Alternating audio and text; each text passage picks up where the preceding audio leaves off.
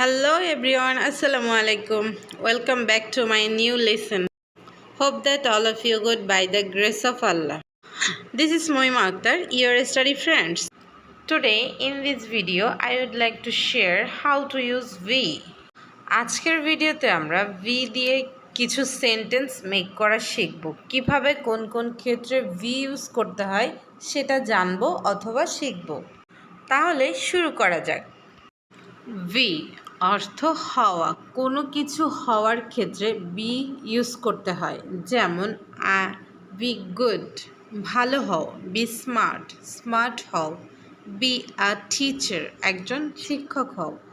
B my friend, আমার বন্ধু হও। বি আ ডক্টর, একজন ডাক্তার হও। যদি কোনো প্রফেশন বোঝায় সেক্ষেত্রে বি এর সাথে আ যুক্ত হবে। টু বি অর্থ হতে গেলে, কোনো কিছু হতে গেলে সেক্ষেত্রে টু বি ইউজ করতে হয়। যেমন টু বি অনেস্ট, সৎ হতে গেলে। টু বি রিচ, ধনী হতে গেলে। টু বি আ রাইটার, একজন লেখক হতে গেলে। টু বি আ টিচার, একজন শিক্ষক হতে গেলে। টু বি আ স্পিকার, একজন বক্তা হতে গেলে।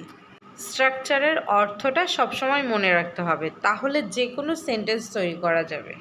যখনই প্রফেশন বোঝাবে সেক্ষেত্রে আ ইউজ করতে হবে।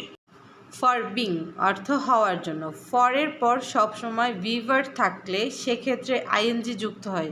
কোনো কিছু হওয়ার জন্য হলে ফর বিং ইউজ হবে।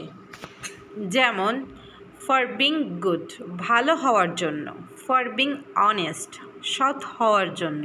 ফর বিং আ প্লেয়ার, একজন খেলোয়াড় হওয়ার জন্য। ফর বিং আ সিঙ্গার, একজন গায়ক হওয়ার জন্য।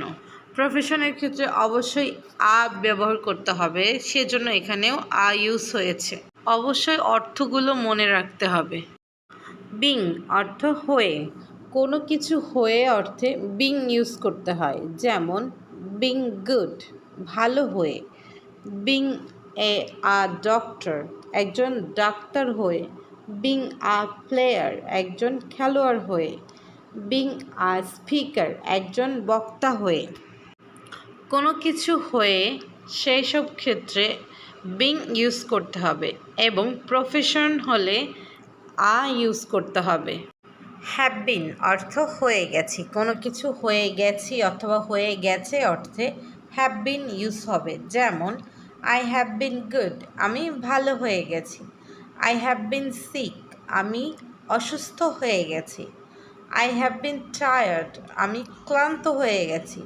হি হ্যাজ বিন ব্যাড, সে খারাপ হয়ে গেছে।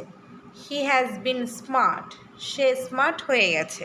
কোনো কিছু হয়ে গেছে অর্থে সবসময় হ্যাভ বিন ইউজ হবে। আশা করি বি ভার্ব কীভাবে, কোথায়, কখন ইউজ করতে হবে আপনারা বুঝতে পেরেছেন। শুধু শিখলেই হবে না, রেগুলার প্র্যাকটিস করতে হবে এবং ইমপ্রুভ করতে হবে। একজন ভালো স্পিকার হতে হলে আগে শিখতে হবে, প্র্যাকটিস করতে হবে এবং নিজে নিজে ইমপ্রুভ করতে হবে। তাহলেই আমরা একজন ভালো স্পিকার হতে পারবো। অবশ্যই আমরা রেগুলার প্র্যাকটিস করব এবং ইমপ্রুভ করব ইনশাআল্লাহ।